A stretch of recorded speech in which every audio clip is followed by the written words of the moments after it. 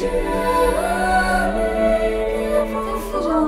Mélina et c'est le 34e épisode de mon podcast créatif, le podcast du panda qui parle de tricot, crochet, couture et tout ce que vous voulez, c'est dedans.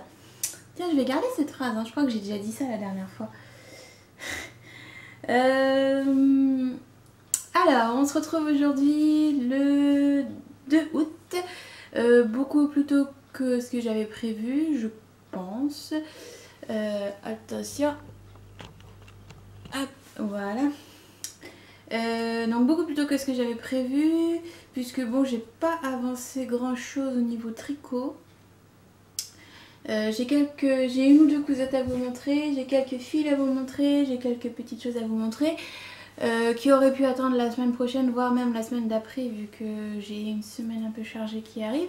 Mais quoi qu'il en soit, c'est aujourd'hui que ça se fait parce qu'il fait gris. Voilà, donc quand il fait gris, c'est jour de podcast. Et aussi parce que je me suis retrouvée taguée par Caroline du podcast Épaulette. Donc elle a fait un tag tricot pour ses 1 an de podcast et il se trouve que je l'ai regardé ce matin en assemblant un de mes patrons de couture. Et comme je n'ai pas le droit de coudre, je ne m'autorise pas le droit de coudre parce que comme vous voyez, on n'est pas dans le décor habituel, on est sur mon canapé parce que j'ai une patte folle. Donc j'évite de me mettre sur ma chaise de bureau. Ça me fait trop mal. Donc je préfère me mettre sur le canapé, au moins je peux faire ce que je veux avec ma jambe. Voilà. Donc comme elle m'a tagué, je vais en profiter pour mêler les deux, d'autant qu'il y a des questions auxquelles j'ai déjà répondu dans d'autres podcasts. Donc quand ce sera le cas, je vous mettrai un lien ou autre, où on passera, enfin voilà. Mais je trouve l'idée assez marrante pour pouvoir comparer avec d'autres filles, puisque le tag consiste à répondre à, je ne sais plus, une trentaine de questions. Voilà, c'est ça. Je les ai mis sur mon PC à côté de moi pour pas me perdre.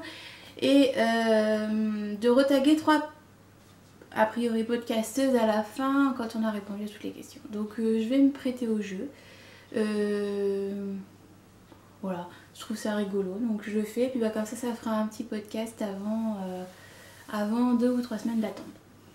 Donc, je vais mêler, comme la dernière fois pendant mon épisode FAQ, je vais mêler les deux, donc mes tricots, mes encours, tout ça, et les questions. Alors, d'abord déjà, on commence par le tricot, dans mes choses à moi. Donc, j'ai ma liste, que je ne me perde pas. Alors, dans mes tricots, je n'ai aucun projet terminé.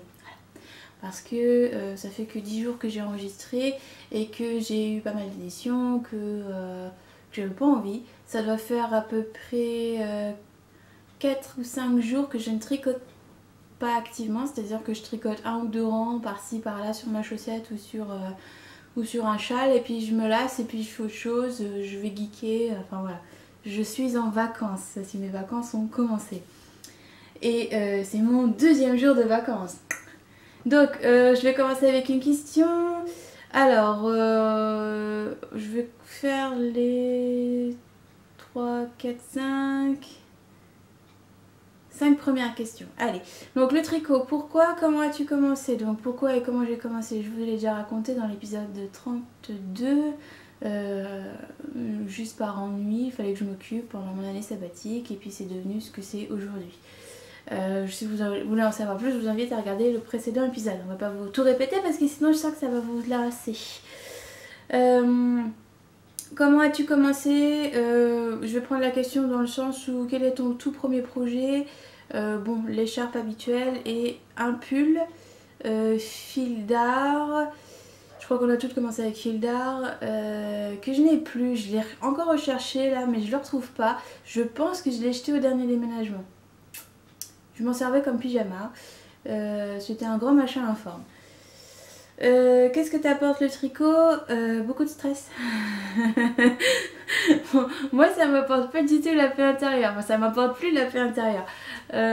Beaucoup de stress. Quand je design, quand je prototype, je me dis il faut que je note, faut que je note, faut que je note, faut que je note. Et puis des fois je note pas, je me dis tu vas t'en souvenir, tu t'en souviens pas. Ou alors je prends des notes mais je rature tout et puis au final je reprends un truc et puis tiens si je vais quand même faire comme ça puis non puis finalement si et puis finalement ça puis bah voilà. Donc non, le tricot pour moi c'est beaucoup de stress. Beaucoup. Moi pour me déstresser c'est plutôt la couture et encore quand ma machine ne fait pas des siennes. Voilà, donc en fait quand je ne veux pas stresser, quand je veux me déstresser, je fais autre chose que du loisir créatif. Enfin, que ce que les autres gens appellent du loisir créatif. Donc mon premier ouvrage c'était un pull, donc ça c'est la troisième question. Quatrième, une vraie séance de tricot, où, quand, comment et combien de temps, et sinon dans la vraie vie ça se passe comment? Alors où, quand, comment et combien de temps? Ou sur mon canapé. J'aimerais bien tricoter dans mon atelier mais j'ai pas de fauteuil à part ma chaise de bureau qui réveille ma sciatique une fois sur 10 donc bon voilà. Ça me tente pas d'aller tricoter là-bas. Souvent je tricote dans le jardin quand il fait beau. Là du coup je sors ma chaise de bureau, les pieds sur la table et je tricote 1 ou 2 heures dans le jardin. J'arrive pas à tenir beaucoup plus longtemps sur ma chaise de bureau. Quand je suis sur le canapé ça peut durer 4, 5, 6 heures à condition que je me lève régulièrement pour la patte folle. Où, quand, comment et combien de temps? La plupart du temps c'est toute la journée, plutôt à partir de 13 heures.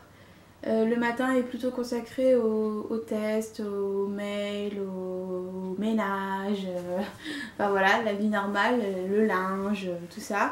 Donc plutôt l'après-midi et le soir quand j'en ai pas eu trop marre et que j'ai envie de me détendre mais sur un projet qui est pas de moi.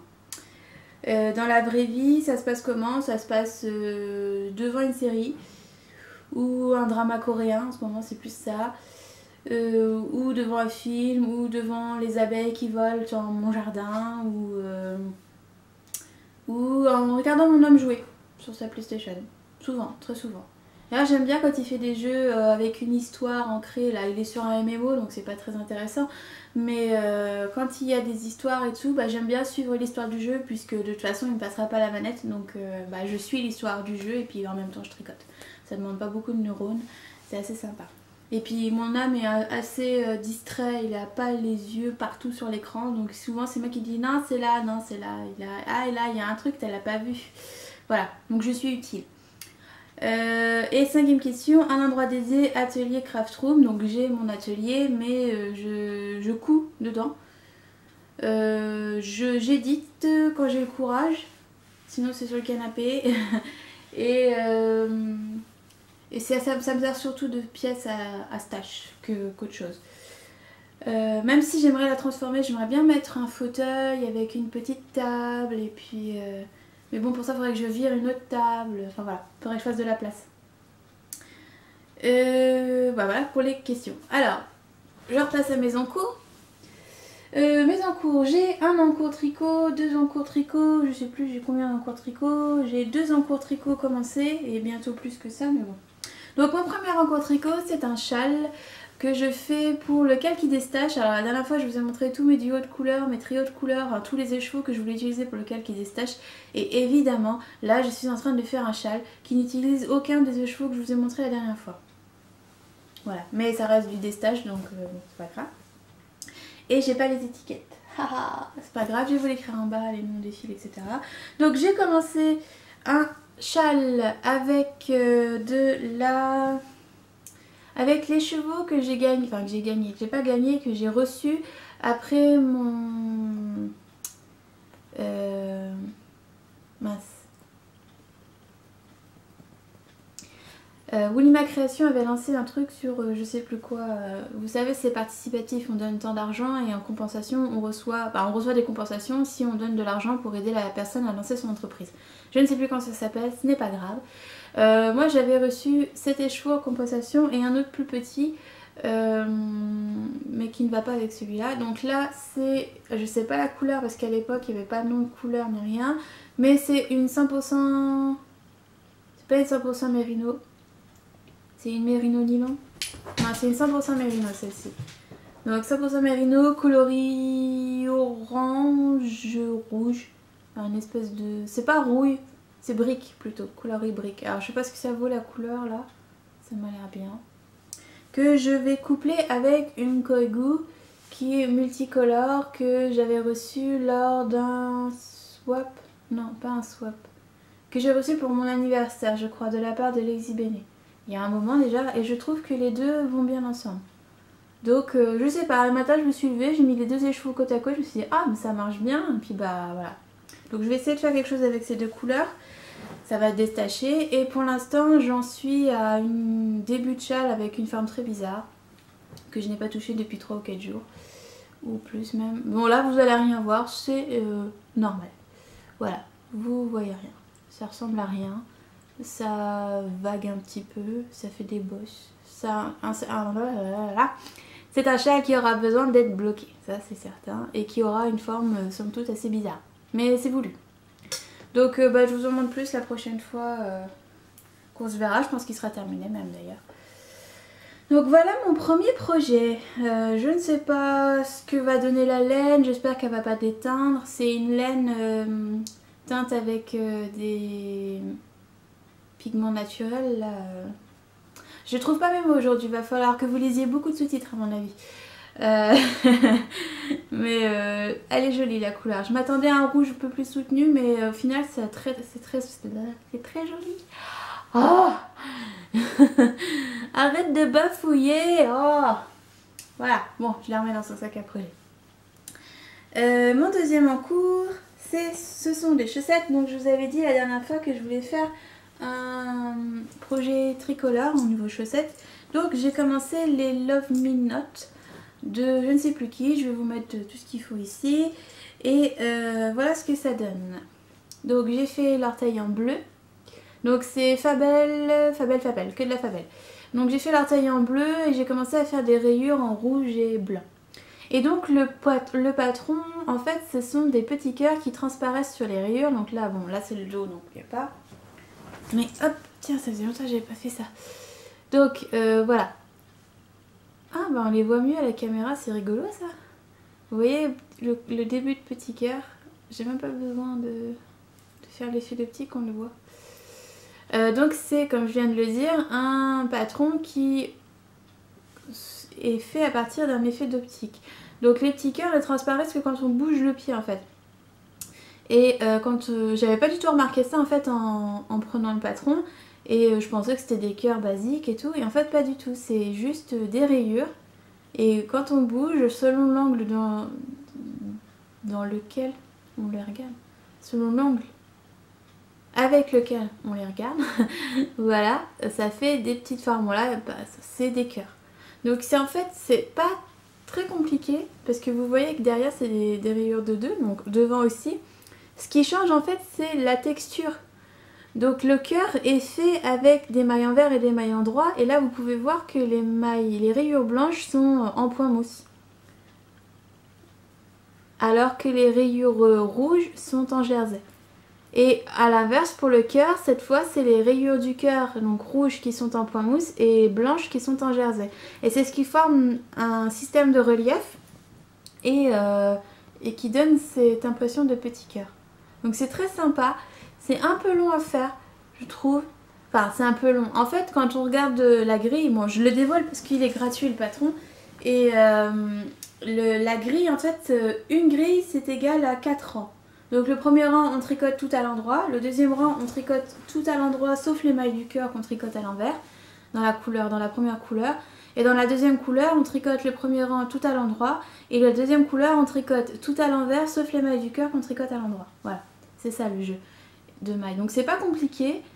Et en plus c'est assez simple de se retrouver dans le diagramme, même s'il y a beaucoup de rangs, parce que une case rouge, une rayure rouge équivaut à une ligne sur le diagramme. Donc il suffit de compter les lignes et on sait où on en est sur le diagramme en fait. Et je trouve ça très sympa. Mais bon, je trouve ça un peu long en même temps. Enfin voilà, je m'attendais pas à ça, je pensais pas que ça existait. D'ailleurs j'ai découvert ça avec ce modèle. C'est très sympa. Et je crois que je vais mettre un peu de temps à les tricoter parce que bon bah voilà, maintenant que j'ai compris comment ça marchait, le fun est passé et puis voilà. Mais je trouve ça assez rigolo d'avoir pensé à ça, je sais pas ni comment ça a été découvert, mais je trouve ça très ingénieux et ça peut permettre de laisser des petits, de faire quelque chose de très fantaisie tout en ayant un look normal de base, quoi, si on bouge pas autour. Donc si vous voulez tenter, je vous les conseille. C'est pas un patron qui se télécharge, c'est en anglais, mais c'est très simple. Et puis en fait, il faut juste le diagramme et comprendre les 4 rangs. Moi perso je suis partie de mon modèle de chaussettes basique, ma taille 4 normale, enfin mon truc habituel, et j'ai rajouté le motif sur le pied, sur le devant de ma chaussette tout simplement. Donc je pense que c'est accessible à n'importe qui dans n'importe quelle langue pourvu que vous sachiez faire un début de chaussette. Pour le reste, il faut juste retenir que le premier rang c'est endroit, le deuxième rang c'est endroit sauf les mailles du cœur. Enfin, non, le premier rang c'est endroit, le deuxième rang c'est envers sauf les mailles du cœur qui sont endroit, le troisième rang c'est tout en l'endroit, le quatrième rang c'est endroit sauf les mailles du cœur qui sont à l'envers. Voilà. Notez-le si vous voulez les faire. Mais c'est pas compliqué du tout, vous n'avez pas besoin de suivre le patron. Si vous savez faire une chaussette, faites votre chaussette habituelle et mettez le truc après. Vous pouvez même changer de motif, je pense d'ailleurs. Donc voilà pour mes 2 encours bien avancés, enfin bien avancés, oui quand même, hein, débutés. C'est du tricot sans prise de tête et totalement imprévu, à part les chaussettes que j'avais prévues, mais bon. Pour le reste de mes tricots, je vous en parle après 5 nouvelles questions. Alors, tricoter en public, oui, tout à fait, partout, dans le train, dans l'avion, enfin dans l'avion, je le fais pas dans l'avion, j'aimerais le faire mais j'ose pas. J'ai peur qu'on prenne mes aiguilles à la douane, enfin oui, pas à la douane mais au moment où on fouille les sacs.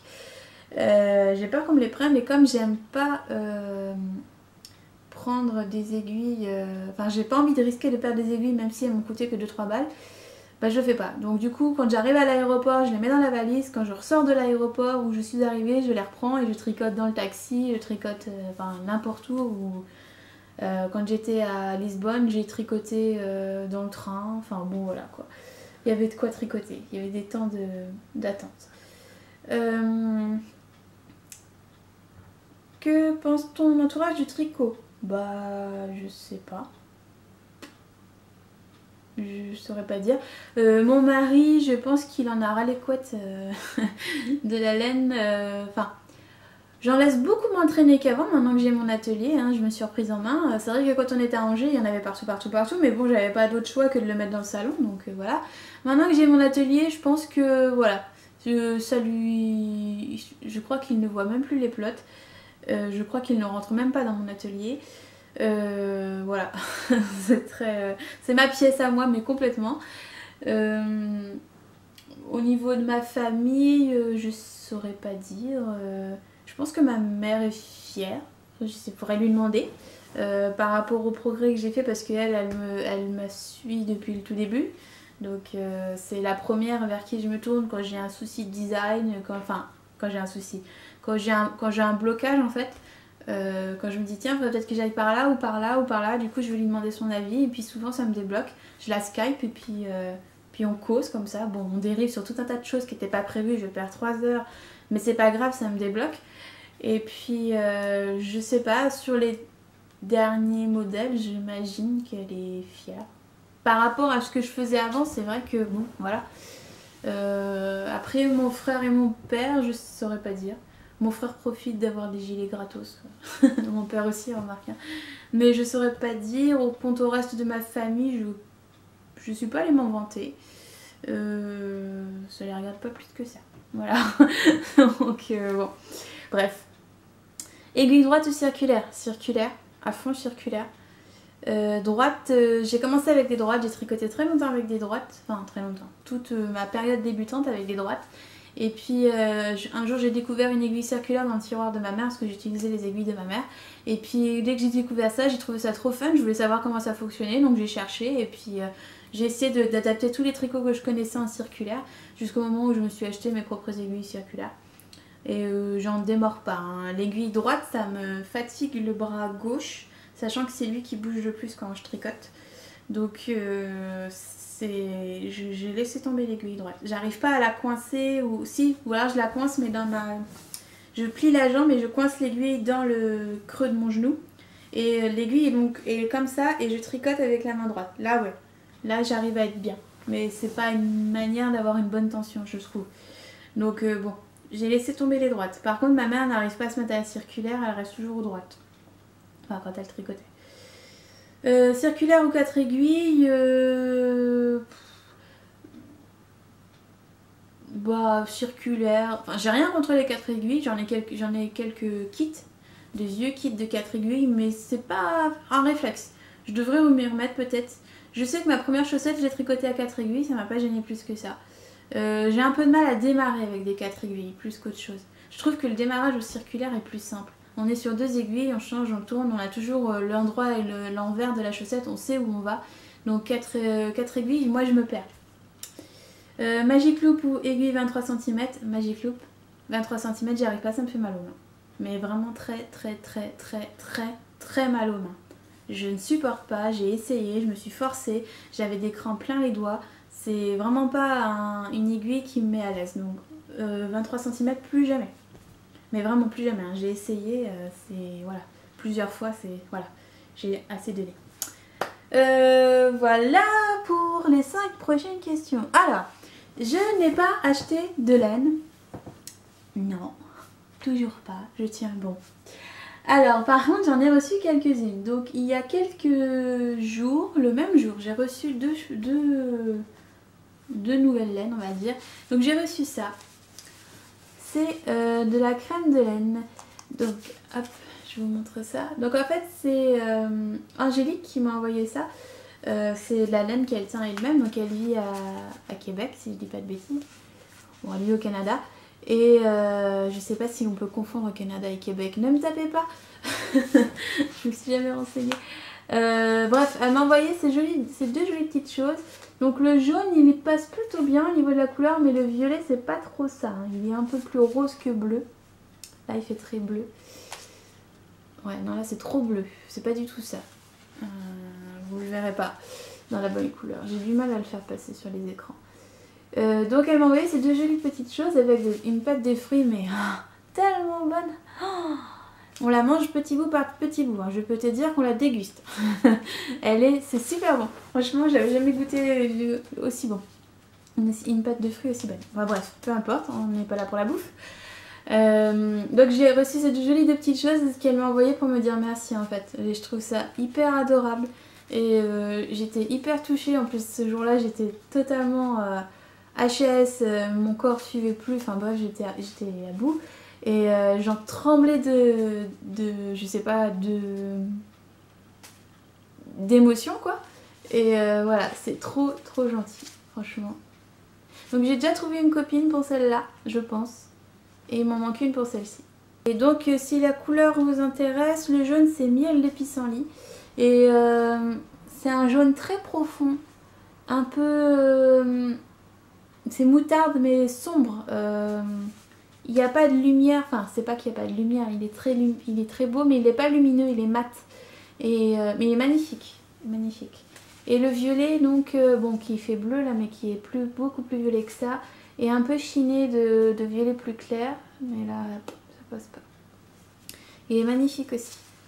Et ces fils sont très doux. Et c'est de la 80% mérino superwash, 20% nylon et celle-là aussi. Et le violet donc c'est bonbon violette. C'est 389 mètres 115 grammes, donc un poil plus gros que de la fingering habituelle. Et pareil pour celle-ci. Donc merci beaucoup. Je sais pas ce que je vais faire de la jaune encore, mais elle est magnifique. C'est un vrai petit soleil. Donc voilà pour le premier lot reçu, on va dire. Et deuxième lot, j'ai reçu de la Lily Neige. Hop, c'est un des fils que j'attendais, j'ai pas tout eu. Alors, je sais pas si c'est un oubli ou si c'est parce que, je sais pas. Il y a des choses bizarres en ce bas monde. Donc c'est de la DK Lopi Single, 150 mètres 100 grammes et c'est 70% Baby Alpaga, 30% Tencel. Et c'est la couleur citrouille de Cendrillon. Et là la couleur elle passe bien. Donc c'est un fil DK, enfin appelé DK, mais qui est écrit tricoté en 5-6 mm. J'en ai discuté avec Bertrand et en fait je suis pas totalement d'accord sur l'appellation. Alors c'est vrai que c'est un fil irrégulier, donc je sais pas si vous allez voir, mais sur les mêmes tours, deux tours proches, il y a un fil plus épais que l'autre. Donc c'est un fil hyper irrégulier, donc faire un échantillon avec ça, ça doit pas être simple. et le mettre dans une catégorie non plus. Néanmoins, vu la grosseur du fil en général, je le tricoterai pas en 5-6 moi. Je le tricoterai plutôt en 4. Comme une DK quoi. Parce que 5-6 pour moi c'est plus de la bulky ou worsted et encore très très lâche. Hein, mais c'est plus de la bulky le 5-6 mm pour moi. Donc je sais pas. Je pense partir sur du 4 parce que je veux en faire des accessoires d'hiver. Donc ça n'a pas besoin d'être ajouré ni rien. Donc voilà. Là par exemple, vous voyez le fil est très très épais. Et juste en dessous, il est vachement plus fin. Donc je pense que ça vient du fil qui est filé comme ça, qui est irrégulier. Et par contre c'est très très doux. C'est très très agréable sur la peau. Comme toujours avec les linages, hein, leur alpaga il est magnifique, il est doux, il est superbe. J'ai hâte de travailler avec ces deux petits nouveaux là. Donc bah, je vous en dirai plus la prochaine fois je pense. Donc voilà, c'est la laine que j'ai reçue, qui n'était pas prévue et que bah voilà, ça m'a fait à vous montrer comme ça. Et j'en suis très contente. Tout est très beau. Je m'attendais pas à les recevoir. En plus, même les linéages, je savais pas que j'allais les recevoir là. Donc ça m'a fait super plaisir. On continue avec les questions. Alors, justement, on arrive sur les tailles, les aiguilles et la laine. Donc, bon. Alors, quelle est ta taille d'aiguille préférée?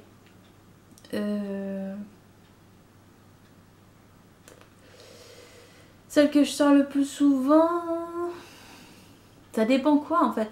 Pour un gilet, 3,5. Pour un châle, 3,75. Pour des chaussettes, 2,5. Voilà, j'ai pas de taille préférée, j'ai juste des tailles préférées par type de projet. Les gilets, j'oscille entre 3,5 et 4 en fait. Ça dépend. 3,5 pour les gilets printemps-automne et 4 pour les gilets hiver. Au-delà, rarement. 5-6 mm ça me fait mal aux mains, même si je trouve les tricots très beaux, etc. Ça m'empêche pas. Mais c'est moins agréable à tricoter pour moi. Quelle est ta marque d'aiguille préférée? J'ai déjà fait un topo sur les aiguilles plusieurs fois. J'ai un peu de tout. J'ai du Knitpro, j'ai du Yaya, j'ai du... Je sais plus le nom de la marque. Les aiguilles rouges là. Celle-ci là, avec le câble rouge. Merci, comment elle s'appelle? Les Chiagou. Pareil, ça dépend du projet. Les Chiagou pour les châles, les Yaya pour les accessoires et les Knitpro pour tout le reste. De toute façon c'est simple, là j'ai pris des Chiagou sans chercher, hein. J'ai pris des Chiagou pour mon châle, j'ai pris des Knitpro pour mes chaussettes et mes Yaya je les ressortirai justement pour tricoter ça. Donc voilà, c'est automatique chez moi, c'est comme ça que ça se passe. Quelle est ta matière préférée? L'alpaga. C'est doux, c'est poilu, c'est poilu, c'est duveteux. C'est une matière que j'aime avoir dans les mains, voilà. Enfin, surtout depuis que je connais les linages en fait. Mais même avant, j'ai acheté beaucoup de drops alpaga, j'en ai plein, j'en ai une casse pleine. Donc non, c'est un fil que j'aime beaucoup. J'aime bien Merino, mais j'ai beaucoup de mal à tricoter du Merino pour un gilet ou pour un pull. Parce que ça se détend. Et j'aime pas. Donc c'est très rare que je tricote un truc en Merino pur. Je vais retenter, mais j'ai pas encore trouvé le Merino de mes rêves, je pense. Donc pour un châle c'est très bien parce que c'est pas grave si ça se détend, c'est autour du cou, enfin voilà. Mais pour un gilet, un peu moins. Laine single ou retordue, ça dépend des fois, ça dépend des jours. Je dirais que je tricote beaucoup de retordus. Ouais, beaucoup de retordus, mais un peu de single de temps en temps, ça me gêne pas. La single, elle a un toucher beaucoup plus beaucoup plus dufteux, et en général plus doux, mais plus fragile en même temps. Ça occasionne des frottements plus rapidement, mais c'est normal. Je trouve que les points reliefs ressortent mieux sur du fil retordu.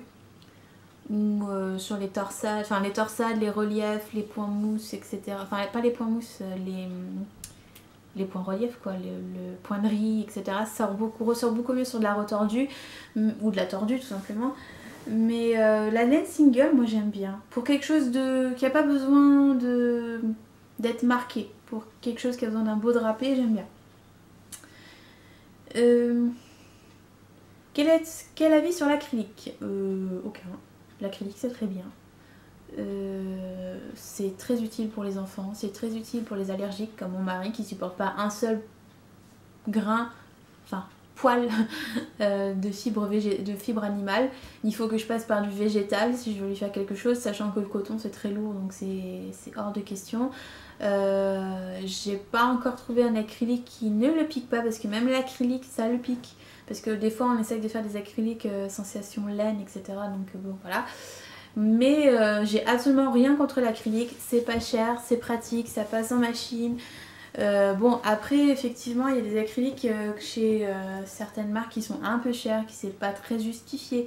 Mais il faut faire la part des choses entre un acrylique qui coûte 1 € et qui bouloche en machine et un acrylique qui coûte 3-4 € la pelote mais qui ne bouloche pas en machine, ça veut dire qu'il y a eu un traitement derrière, ce qui peut justifier le prix.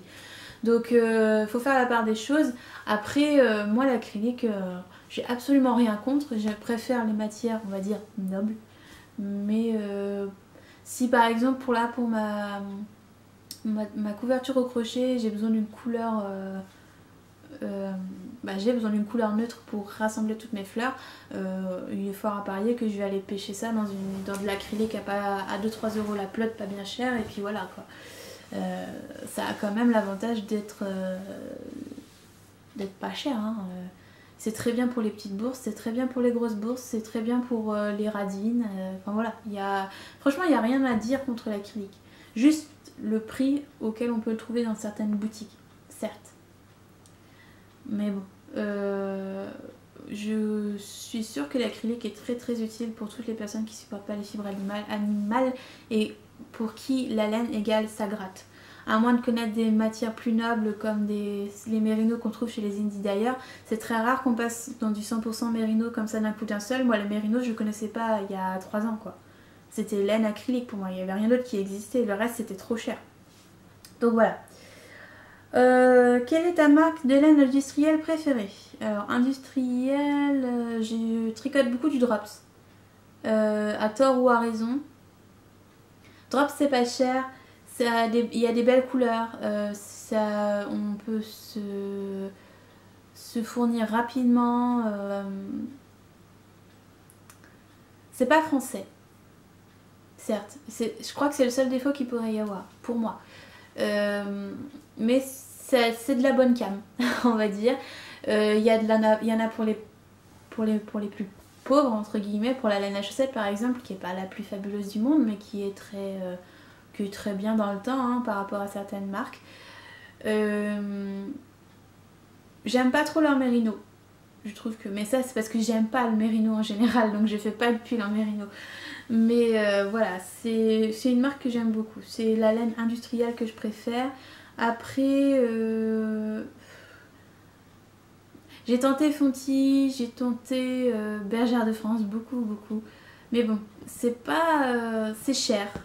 Et c'est pas spécialement, la qualité est pas spécialement plus au rendez-vous qu'avec de la Drops. Donc niveau qualité-prix, je préfère prendre de la Drops. Quelle est ta marque de laine tête à la main préférée? Comme je vous l'ai dit, je vais chez tout le monde, donc j'ai pas de préférence. J'aime découvrir, donc j'essaye chez tout le monde. C'est vrai que je reviens souvent chez Lily Neige, enfin souvent, avec les moyens que j'ai.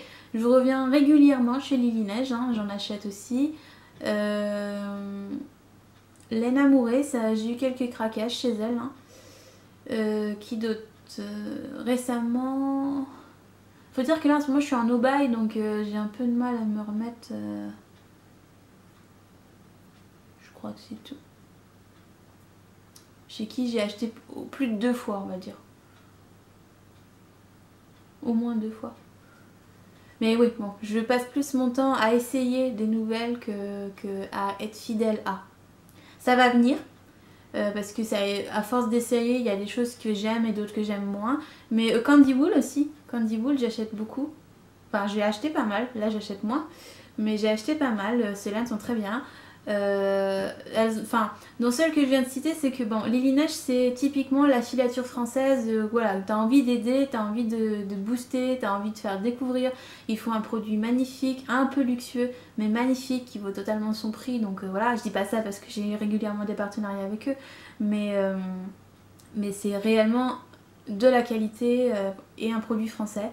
Enfin, de A à Z, quoi, c'est français. Laine Amourée, j'aime bien ces petits délires de couleurs. Enfin voilà. J'avais acheté pour découvrir. La jaune, j'ai acheté par craquage pur. Hein. C'est pas ça que je voulais acheter, mais bon voilà. Chez Candy Wool, j'avais acheté pour faire découvrir à mes copines. Ouais, enfin voilà. C'est pas. J'ai pas de. Elles se démarquent toutes d'une manière ou d'une autre, mais c'est justement parce qu'il y a un petit truc en plus que je vais aller voir. Voilà. Quels sont tes remodeurs préférés en ligne et boutique physique? Alors, en ligne, je vais souvent chez Kalidou. Hein, c'est les... De tous les revendeurs drops que j'ai pu essayer, ce sont les plus rapides, les plus... Enfin, voilà, au niveau livraison, tu l'as 2 jours plus tard, c'est déjà arrivé chez toi, même si tu as commandé à 17 h, quoi. Enfin, j'ai jamais eu de problème avec eux. Donc Kalidou à fond pour Drops. J'achète beaucoup chez Madeleine. Pareil, pas parce que j'ai des partenariats avec eux, mais parce que j'y trouve mon bonheur assez régulièrement. J'avais pris la laine pour le cropped chez elle, j'ai pris la laine pour l'arc-en-ciel, j'ai pris plein de... Enfin, j'en prends assez régulièrement en fait. Mais c'est pareil, on peut pas dire j'achète régulièrement chez machin ou bidule quand on essaye un peu chez tout le monde, quoi. Donc c'est assez compliqué pour moi de vous dire chez qui j'achète régulièrement. Physique, personne. Je suis une vilaine pollueuse, je me fais tout livrer. Mais je suis même pas allée vérifier au moins en fait ce qui se vend. J'arrive pas à trouver sur Google en fait quelle boutique il existe. J'ai trouvé les boutiques de tissus sans problème, même si j'y vais pas tous les 3-4 matins. Mais les merceries de laine, on va dire, j'arrive pas à trouver, ou alors c'est fil d'art et ça m'intéresse pas, quoi. Donc bon. J'ai peut-être fait un peu beaucoup de questions. Je m'arrête là pour ça. Crochet. Crochet. Alors, crochet, j'ai avancé ma couverture de crochet. J'ai fait 2 fleurs. Ouais. Une rose. Je vous avais dit que je ferais de la girly. Bon bah voilà. Donc ça, je l'ai fait samedi. Le 30 et le 31 j'ai fait celle-ci, donc j'étais pile poil dans les temps et j'aime beaucoup. Alors dans celle-là il y a les fils de... il y a le rose là et celui-là, c'est les fils de Elfiab et j'ai beaucoup aimé le rose, c'est très doux. Alors il me semble que c'est le chat qui tricote et du coup ça me donne envie de découvrir.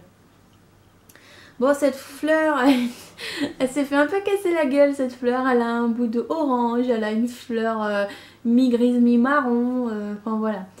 J'avais plus assez. Et puis pareil pour celle-là, elle a un petit cocard. Bon, voilà, de loin, personne ne l'a vu. C'est pas très grave. Mais bon, ça m'a permis de finir les plots. Donc voilà, mes 2 fleurs au crochet. Ça fait très lumineux celle-là. Elle est un peu plus grosse que les autres d'ailleurs. Je vais un peu galérer pour l'assemblage. Mais bon. Voilà. Ça avance. Le mois prochain, je vous en montre, j'espère 2, peut-être 3. J'espère avancer un peu sur ce projet parce que, bon, c'est pas que je m'ennuie, mais c'est que j'aimerais bien vider mon sac. Parce que j'en ai un autre qui attend et encore un autre qui attend. Donc j'aimerais bien liquider, faire de la place parce que là, comme je vous l'ai dit, je suis en no-buy. Donc ce que j'aimerais, c'est tout vider. Et genre mars-avril, méga craquage, je remplis tout. D'ailleurs, ça c'est très bien parce que ça va avec la question qui suit. Quelle laine as-tu envie de découvrir? Alors, quelle laine j'ai envie de découvrir? Ben, les laines... Alors, j'aimerais découvrir beaucoup plus de laine française.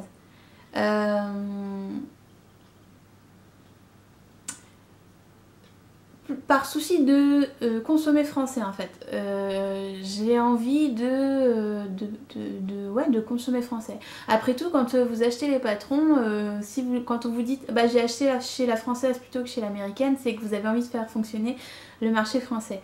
Et ben pour la laine, moi c'est un peu pareil. J'ai envie de faire fonctionner les boutiques françaises, alors qu'elles importent ou non, mais j'ai envie d'acheter français pour faire fonctionner français. Et je sais qu'on m'a déjà posé la question, mais à quoi, pourquoi acheter français? Mais justement parce que bah, si moi on me fait vivre mon boulot, j'aimerais bien faire vivre le boulot de quelqu'un d'autre, donc pourquoi aller acheter ailleurs ce que je peux trouver en France? Voilà.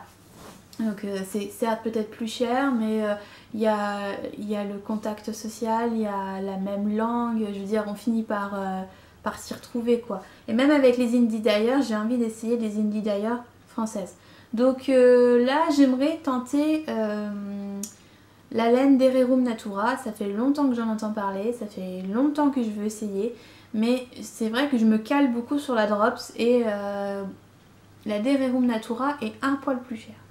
Donc j'ai longtemps hésité à l'acheter. Et puis j'en ai eu beaucoup d'échos positifs. Donc la prochaine fois, dès que j'aurai vidé mon stash, je vais prendre chez Hererum Natura pour cette marque-là.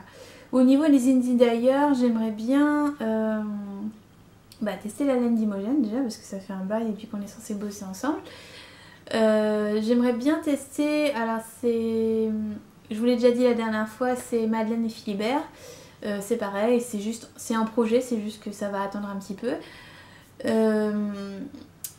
Dans mes prochaines, j'aimerais bien aussi essayer, alors c'est Made by Night, je crois que c'est ça. Bon, j'aimerais bien essayer plein de gens, hein, mais au bout d'un moment, c'est que soit les finances ne suivent plus, soit les finances sont là, mais j'ai plus la place de stocker, donc pourquoi stocker? Enfin, ça peut attendre un petit peu, de toute façon, je vais pas les tricoter tout de suite. Donc voilà. Et c'est pareil pour les partenariats, je reçois souvent des propositions, etc. auxquelles j'ai pas répondu. Je suis une très grosse malpolie, mais c'est que j'ai déjà beaucoup à faire et que c'est chacun son tour. Voilà. Donc c'est pas de la mauvaise volonté ou juste un refus de ma part, c'est juste que voilà, j'aime beaucoup travailler mes projets et par exemple avec Candy Bull on travaille énormément le projet et je crois que j'ai jamais autant apprécié un partenariat que celui-ci. Je te fais des bisous ma belle. Et je crois que j'ai jamais autant apprécié travailler avec quelqu'un. Donc c'est vrai que ce genre d'expérience t'invite à essayer d'autres laines, d'autres marques, d'autres indies d'ailleurs, d'autres partenariats à partir du moment où ça se passe relativement bien. Mais bon voilà. Sinon j'ai pas d'autres marques en tête. Si vous en avez à me conseiller des filatures françaises ou des indies d'ailleurs français que je ne connaîtrais pas, je suis toute oui parce que franchement j'ai envie de faire fonctionner le commerce français. Je suis prête à mettre plus cher pour avoir de la qualité française, avoir de la bonne qualité quoi.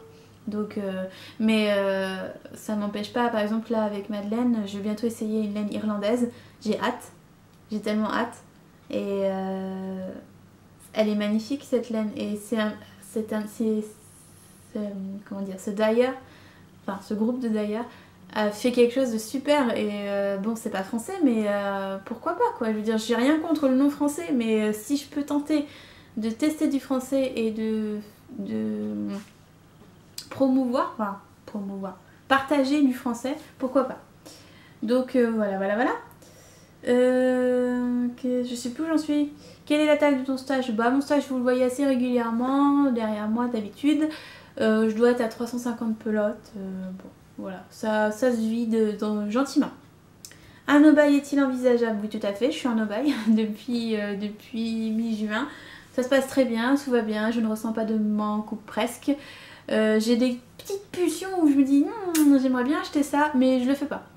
Je suffis que je regarde mon stage mais je me dis non c'est bon j'ai plein de travail là, ça sert à rien, tu verras plus tard.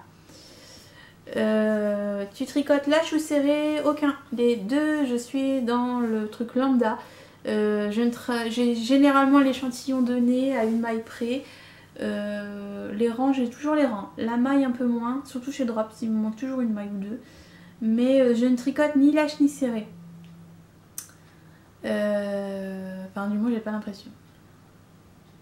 Disons que j'arrive à minimiser mon... Enfin, quand je fais mes métrages sur mes patrons, en fait, je prends ma taille, mon métrage, j'ajoute 5% et les 5% que j'ajoute, c'est pour les tricoteuses lâches et en général, ça colle.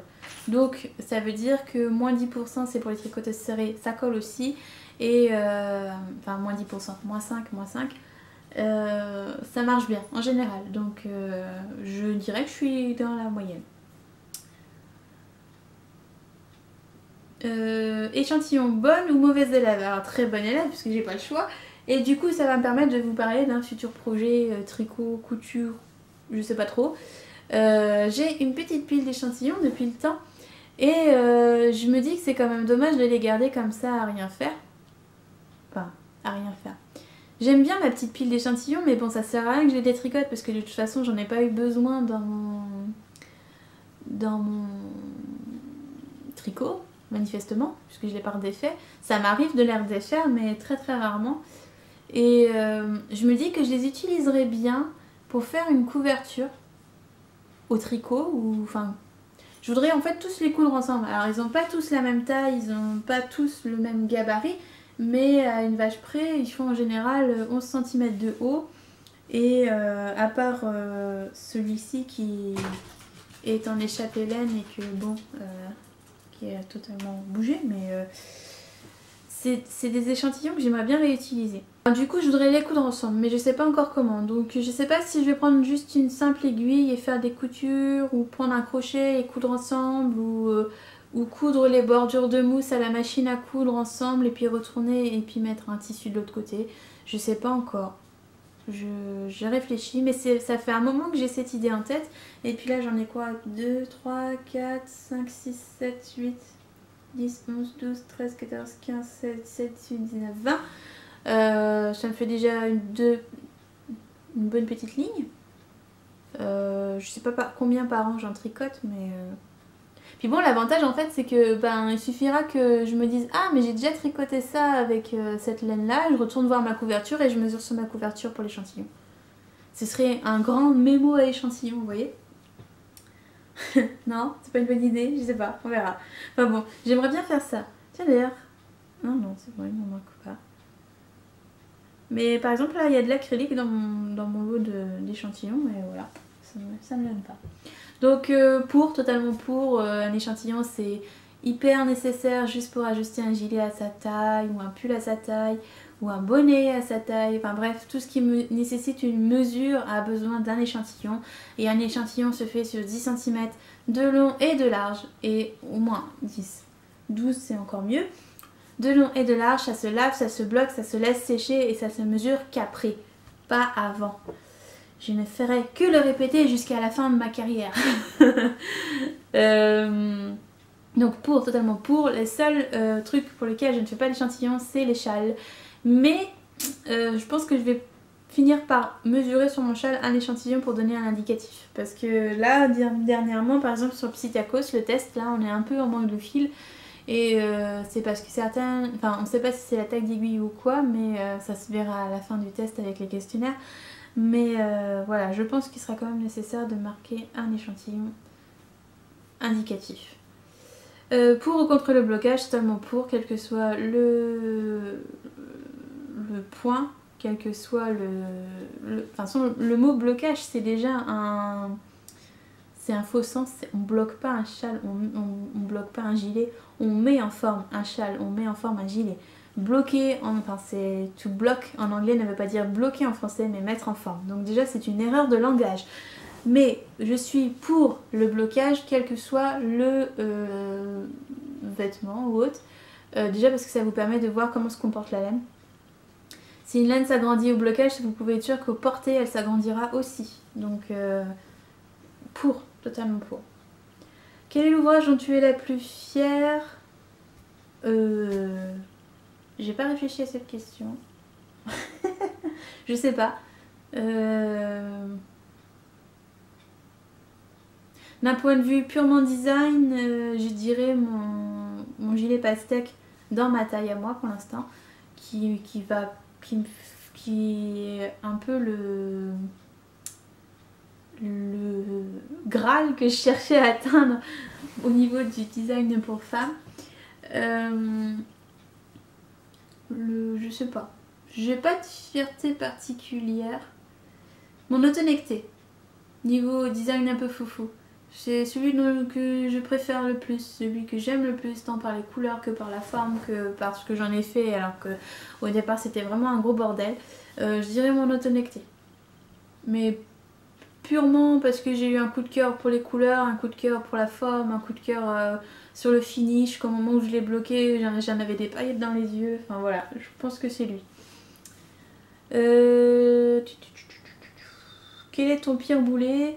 Un gilet de fil d'art que j'ai tricoté il y a un moment, dans mes débuts. C'était un gilet Cheyenne, il y avait des espèces d'encarts de jacquard en forme de flèche, je crois. La poule à petit pas l'avait fait, du coup tout le monde s'était mis à le faire, moi y compris. J'avais pas du tout choisi la bonne laine, j'avais pas du tout... Enfin c'était du coton qui se dédoublait, ça avait rien à voir avec ce qui était demandé. Je me suis retrouvée avec un truc informe, lourd, moche. Ce truc est fini détricoté et je l'ai crocheté en panier. Sinon là j'ai pas de boulet. Je n'ai aucune difficulté à défaire un tricot. Ça me plaît pas, je défais. Ça traîne, je défais. Pixel, laisse les mouches. Aïe aïe aïe aïe, mes mouches. Ça commençait bien, j'en étais contente, ça ne fit pas bien, je défais. Il y a une erreur, je défais. J'ai vraiment aucun souci avec ça. Non, Pixel, laisse les mouches. Fiche le camp, tiens d'ailleurs. Va voir ailleurs s'il y en a des mouches. Voilà, donc du coup j'ai pas de boulet. J'ai des trucs qui traînent, mais j'ai pas de boulet. Par exemple, le Itofude que je voulais faire pour ma mère, je l'ai défait il y a quelques jours. C'est bon, ça traîne, j'y arriverai jamais. Enfin, j'y arriverai jamais. J'arriverai jamais à me concentrer dessus, donc je l'arrête. Donc voilà, j'ai aucun problème pour défaire. Je défais. Donc j'ai pas de boulet. Donc ça prend moins de place. Voilà pour les prochaines questions. Je garde les dernières questions pour après couture. Alors, couture. J'ai cousu juste avant d'avoir ma patte folle ce truc que je porte. Alors, attention. Hop. Avec grâce et élégance toujours. Donc j'ai cousu cette petite chose qui est un chemisier qui est normalement en voile. Enfin en voilage. En voilage, non en voile. En voile de coton transparent. Moi je l'ai fait en crépon. Donc hop. Voilà, c'est un crépon. Alors je l'ai taillé en 50. Je vais vous le montrer non porté, enfin son magazine de base. Donc c'est le modèle 404 du Burda. Oups, une pelote par terre. Du Burda Plus printemps-été 2014, l'un des premiers Burda que j'ai acheté. Voilà. Que j'ai plutôt bien rentabilisé. Hein. Du coup je suis contente d'avoir payé ça 6,50 €. Hein. J'ai dû faire 3 ou 4 modèles dans ce Burda. Donc sur le modèle, ceci n'a rien à voir avec ce que j'ai coupé au départ. Voilà, ça c'est dit. Donc j'ai taillé un 50 parce que je me suis dit oh là là c'est du voile etc et tout. J'avais prévu de le faire en voile. Et puis sur un coup de tête je suis partie sur mon crépon noir que j'ai acheté chez je sais plus qui il n'y a pas longtemps. Et il coupe en Saint-Pierre je pense. Et là je me suis dit en le coupant, oh mais quelle andouille, t'as taillé un 50 et utilise un crépon qui est potentiellement élastique. Ça va être trop grand. Et puis auparavant quand j'avais décalqué le patron, j'avais rajouté des marges de couture, enfin j'avais rajouté un surplus au niveau des hanches parce que je me suis dit que mes hanches passeraient jamais. Et du coup je me suis retrouvée avec un truc trop grand. Et d'ailleurs il est toujours trop grand, hein. Ça fait très flop sur les côtés. Si j'avais le courage, je recouperais le côté pour faire tout droit pour que ça fasse moins flop, mais j'ai pas le courage pour l'instant. Et du coup, bon, je commençais à l'assembler.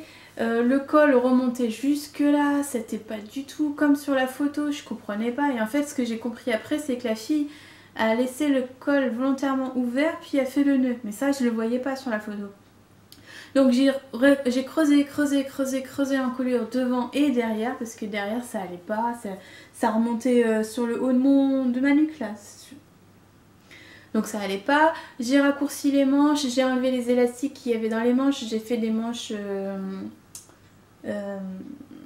qui a pas de dessous sur la manche là, je sais plus comment ça s'appelle, pétale, enfin c'est pas ça mais bon c'est pas grave. J'ai rallongé la lavalière, j'ai raccourci à mort le corps, donc du coup quand j'ai dû refaire la largeur du corps, j'ai enlevé ça de chaque côté à peu près. Et là du coup mes pinces tombaient bien parce qu'il y a des pinces sur les côtés qui tombaient absolument pas bien parce que c'était beaucoup trop grand. Et là ça tombe bien. Donc j'ai fait je ne sais combien de modifications sur ce patron. Je crois qu'il ne ressemble plus du tout au patron de base. Et j'ai mis des petits boutons en nacre que j'adore et qui attendait qu'une chose, c'était d'avoir le bon projet pour être mis dessus. Du coup je trouve que ça fait que ça réveille un peu le crépon et je le trouve assez sympa. Bon, si je devais le refaire en crépon, je supprimerais tout ce que j'ai rajouté, hein. Je ferai l'ourlet un peu moins grand. Là j'ai eu peur que ce soit trop long parce que c'est toujours trop long et puis bon bah là du coup j'ai fait un ourlet un poil trop grand. Si j'avais le courage je le redéferais et je le rallongerais de 2 cm. Mais j'ai pas le courage donc je le fais pas. Quoi d'autre à dire, il est agréable à porter évidemment, hein, c'est du crépon, je l'ai déjà porté 3 ou 4 fois, c'est léger, c'est fluide, le col, bon je trouvais que ça me vieillissait un peu et bon je fais qu'une boucle, je ne fais pas les 2 boucles parce qu'après j'ai l'impression d'avoir un gros machin sur les seins, là j'aime pas du tout, donc je fais qu'une seule boucle, mais bon ça va c'est pas vilain, mais j'en suis contente. Je suis pas sûre que j'arriverai à le refaire en fait s'il fallait que je le refasse. Parce que c'est pareil, j'ai modifié comment à rajouter le col pour que ce soit propre. Enfin bon voilà, j'ai rajouté plein de choses. Et puis là en haut, il y a un bouton noir parce qu'il me manquait un bouton nacre. Et là en fait j'ai raté une patte de boutonnage, donc j'ai carrément pas fait de patte de boutonnage. Du coup ça fait un col un peu plus plongeant. Mais je trouve ça plus saillant. Parce que d'avoir un col comme ça, je m'en étais pas rendu compte. En fait j'ai pas regardé le dessin technique. Voilà. Donc... quoi qu'il en soit, j'en suis contente. Et en plus, ça fait un demi-coupon en moins. Et ça fait un modèle de ma liste de modèles sur mon carnet de cousu en plus. Voilà, parce que j'en suis encore loin de ma liste. Hein. J'ai encore tout ça à faire. Bref, donc voilà pour ma chemisette Burda. J'en suis très contente. Donc c'est le 3e patron Burda que je couds ces dernières semaines. C'est le 3e patron que je retouche de partout. Il y a vraiment un problème de longueur par rapport à mon buste et un problème de... je sais pas, je fais toujours une taille au-dessus de peur de pas rentrer dedans, puis au final je rentre 3 fois dedans quoi. Et pourtant je suis les mesures. Donc bon là c'est dû au crépon parce que c'est plus élastique, mais en fait il faudrait peut-être que je fasse une taille en dessous directement. Ça a l'air de tailler grand. Je sais pas. Enfin bref. Grand et long. Sinon niveau couture, j'ai repris mon fameux Bermuda. Alors je rentre dedans, mais il faut que je l'enfile avec la fermeture, la braguette fermée, sinon je peux pas la fermer. Ça c'était le détail glamour. Donc je l'ai pas fini, il manque les boutonnières ici pour fermer la ceinture, alors noir sur noir c'est pratique. Et il manque les ourlets au niveau des jambes. Bon rien de méchant. Mais concrètement, j'ai rajouté une ceinture de 5-6 cm au reste. Voilà. Et bon, ça fait le truc, mais c'est pas parfait.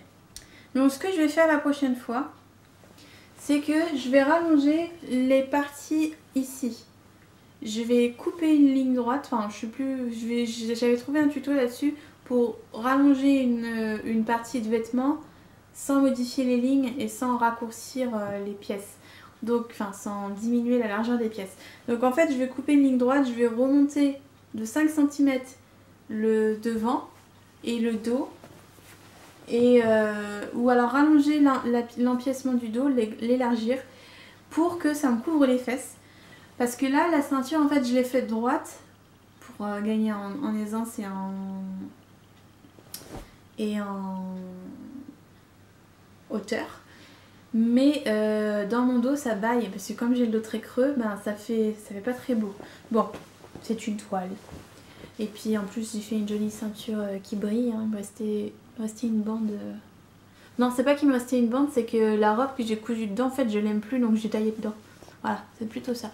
Donc j'ai mis du tissu à paillettes. Bon, je suis pas sûre que vous les voyez les paillettes. Ça brillote, ça brillote. Voilà, bon. Il sera portable dans l'idéal, pas maintenant parce que là avec ma pâte folle ça va trop me serrer le cuisseau et je vais encore douiller. Mais d'ici 2-3 kilos il sera portable sans problème. Voilà pour la couture. J'ai rien fait d'autre parce que je peux pas m'asseoir à ma chaise, enfin sur ma chaise de couture, et je peux pas appuyer sur la pédale sans avoir ma sciatique qui se réveille. Donc du coup, puis comme je peux pas le faire avec le pied gauche, je crois qu'il vaut mieux pas que j'essaie en fait du pied gauche. Du coup ce matin j'ai assemblé ma washi dress devant le podcast de Épaulette. Donc la prochaine fois vous verrez une washi dress, toi dégage parce que tu me gênes, hein. Va chasser les mouches dehors si j'y suis. Oh le mix de phrases.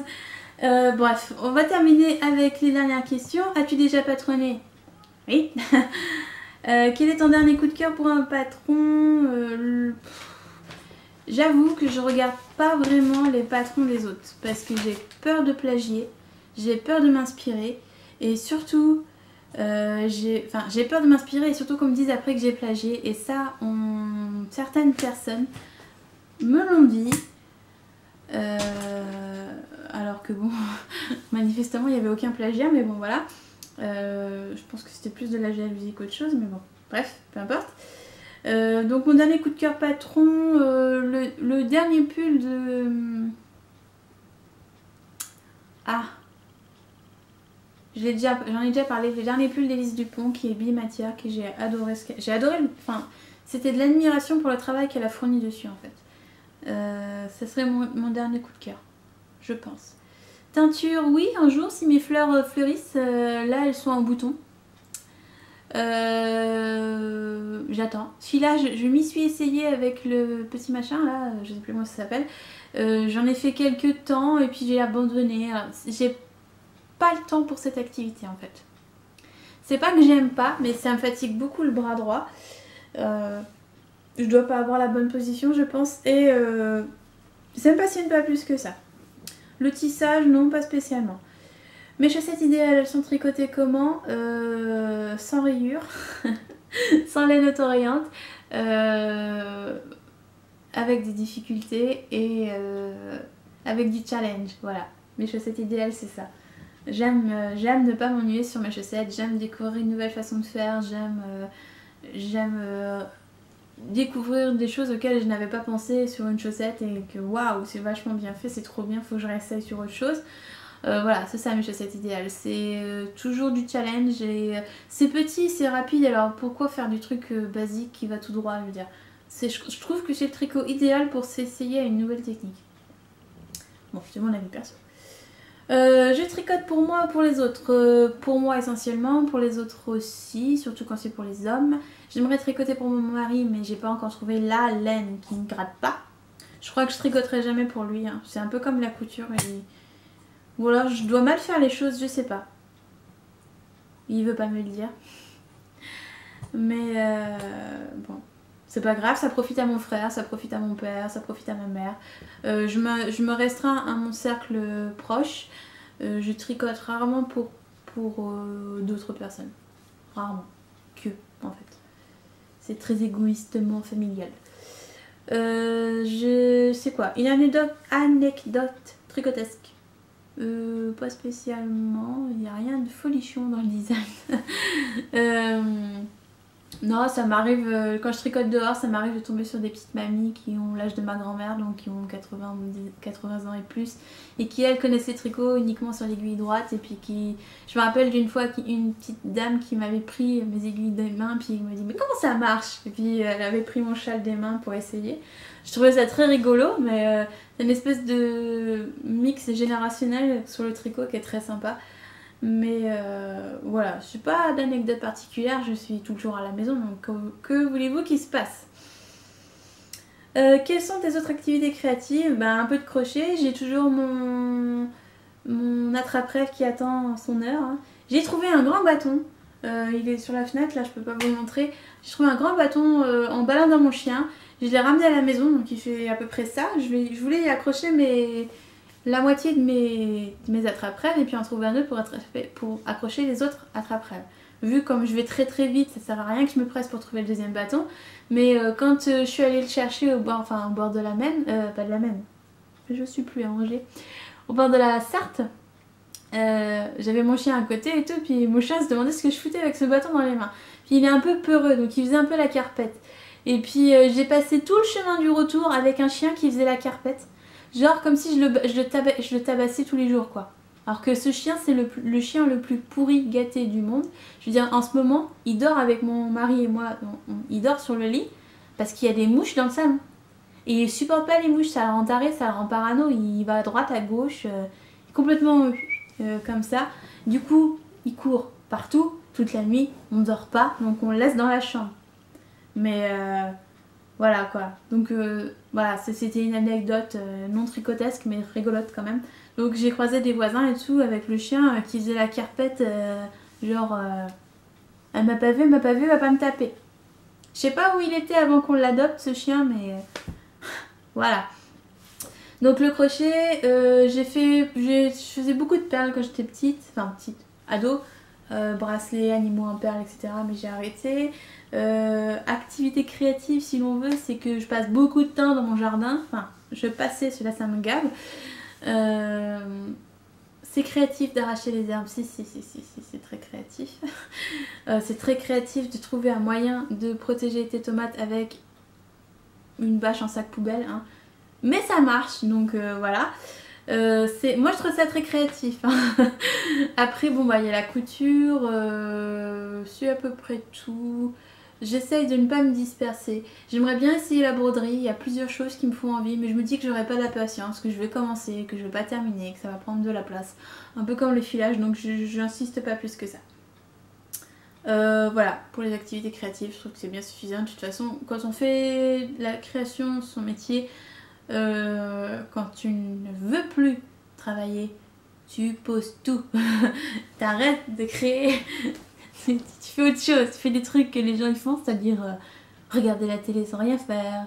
Enfin la télé, je regarde pas la télé, mais regarder une série sans rien faire, jouer à la console ou au PC. Enfin voilà, je fais des trucs de gens que les gens font pour s'amuser. Voilà. Créer, ça m'amuse plus. C'est pas que ça m'amuse plus parce que des fois j'aime ce que je fais mais des fois voilà quoi, c'est pas ça qu'il faut faire maintenant. Bref, j'ai échantillonné mon prochain projet, je termine le podcast là-dessus. J'ai fait du point de blé sur hop là. Ah bah c'est moi si ça va, c'est bien. C'est pas tout à fait ça la couleur, c'est de la Lima coloris pétrole. Et c'est mon prochain projet parce que évidemment la dernière fois je vous ai dit je vais faire ci, je vais faire ça, je vais faire ça, je vais faire ça. Et là de tous les projets que je vous ai montrés, il y a juste les chaussettes où je vais bien effectivement faire ces chaussettes là.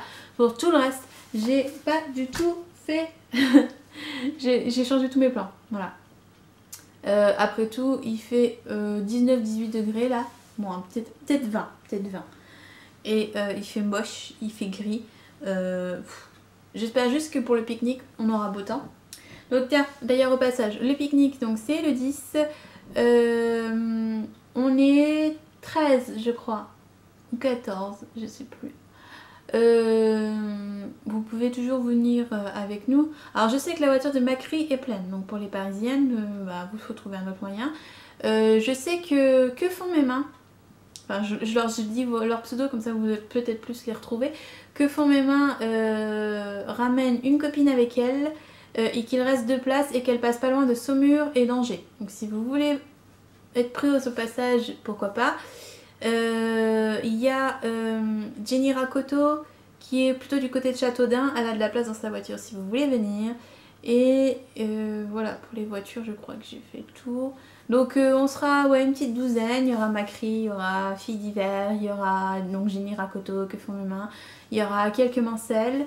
Voilà, si vous êtes du Mans, que vous voulez venir nous faire juste coucou parce que vous pouvez pas venir manger avec nous ou quoi, venez faire un coucou, hein, ça ne nous gênerait pas. Je vous le répète, on n'a pas de chaise, on n'a rien, enfin voilà, c'est la bonne franquette, j'espère qu'il fera beau. Voilà, c'est tout. Bref, sur ces bonnes paroles, je vous laisse. c'est la fin de ce podcast un peu bizarre.